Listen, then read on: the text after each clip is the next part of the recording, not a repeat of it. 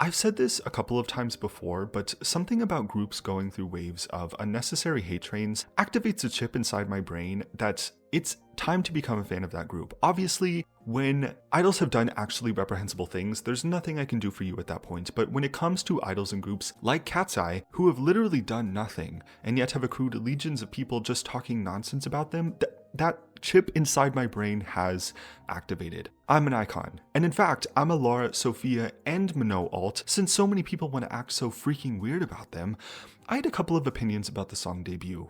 It didn't make sense to me at the time of its release given what we knew and know about HYBE's interests in pandering towards the West. Debut, in all its likeness to girl groups of the 2000s, seemed like it was made with the K-pop marketplace in mind and didn't have much of a consideration for the Western market. Debut behaves like a song that wants to capture the attention of the crowd of people who are already receptive to girl groups, which is not a big crowd, but it is quite a reliable one. I made the global group lyricism video outlining that I don't think the song is well equipped to be able to market towards the West over its meaning. I still maintain that position. Now, the crazy part about this is that Debut is my personal favorite song of theirs so far. It's number one for me. But putting myself aside and looking at the situation in full, I still stand behind what I said about lyricism in regards to Western-minded promotions. Song meaning and possibly even song duration as a result of that are going to be really draining affixes to this group if they're not developed more thoroughly. I don't think Debut being as short as it is helped Katseye in any way. As of the release of Touch, however, marketing towards K-pop fans seems to have been the goal all along. I know it was mentioned in a press release that Katseye would, it was something along the lines of, Katseye won't forget to honor or appreciate the conventions of the K-pop industry throughout their debut, but I don't think I understood that to the extent of what we actually saw. Katseye's approach to establishing themselves as artists is to first appeal to the market who, again, is already reliably on board for a group of artists. A lot of people have very strong opinions about this, by Katseye attending KCON, performing at Korean music shows, making appearances on Korean variety shows, and so on. Some people have claimed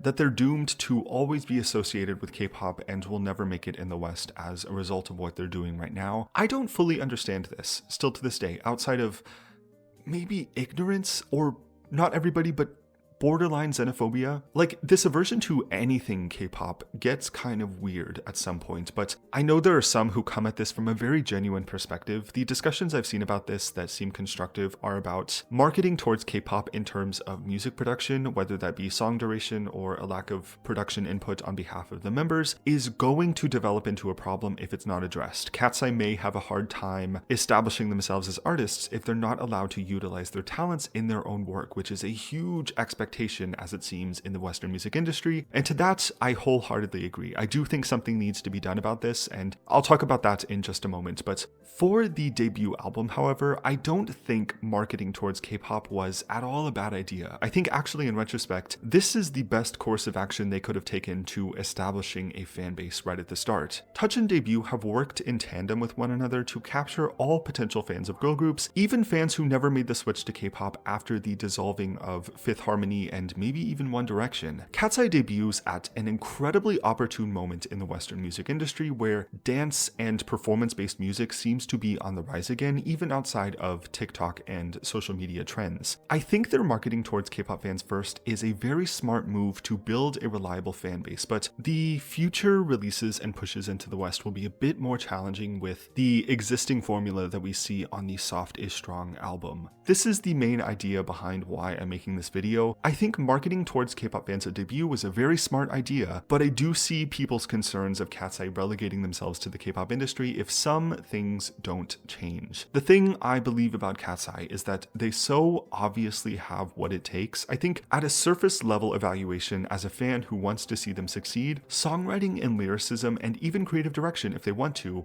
needs to be put into the hands of the members. With the list of musical references and inspirations they give, along with even just the way they interact with fans on social media, it is the members of Katseye themselves who are already doing the majority of the heavy lifting when it comes to cultivating an audience. Their finger is on the pulse of pop culture more than any group or celebrity I think I've ever seen, and given the expectations of the Western music industry for authenticity and song meaning, I believe giving the members the ability to govern their own production, songwriting especially, and even performance will yield the best results globally. from Dream Academy to what we know of them as a group today, they already have what it takes to strike a balance between lyrical and vocal heavy songs with developed meaning, as well as songs that have more of an emphasis on performance. And honestly, I think that's how Katseye wins. I think that's how all groups win as it relates to marketing towards global audiences. Despite an appreciation for pop music in all its forms, the preference for authenticity and artists who write their own song narratives is really tough to avoid or circumvent. I can't think of any pop artists in the West right now who aren't a part of the writing process for their songs. I'm sure there are some, but the most celebrated pop artists that we see are the ones who are also songwriters on their work to some extent. I think that is the number one roadblock for artists pushing into the West, and as I said, Katseye is the kind of group who can do this. The way all of them are so tapped into pop culture should not be overlooked in this regard. Striking that balance between songs with developed meanings and narratives, as well as, of course, incorporating performance-focused tracks, will allow Katseye to utilize the full scope of their talents as a group. They absolutely have what it takes. They can do all of it. So again, as someone who wants to see them win, I think that should be the priority going forward when it comes to Western or global-minded promotions. I don't think it was until this year that I acknowledged or fully recognized just how important it is that an artist is able to talk about why they made a song. The song Touch is an incredibly well thought out first strike and has accomplished so much more than what I think anyone was expecting, but I don't see that working in the long term for them. I guess I'm worried right now that if they try to capitalize off the success of Touch and release another performance-focused track with repetition in the chorus, it may do more harm to them than good in terms of promoting in the West as artists, which seems to be the main goal, at least on Geffin's end of the partnership. I think Katseye has cultivated a large fan base already, largely thanks to them, and now we have this group of 6 people who are so clearly meant to be artists and have showcased such a potential to govern their own work right at the start. That's what I want to see going forward as a fan, but also with some consideration of the path we can take to Katseye world domination. I think that's what I think about this. Secure as Strong as a debut album in immediate retrospect, it really couldn't have gone better thanks to how much work the members have been putting in to cultivate themselves as individuals and as a group dynamic together. I know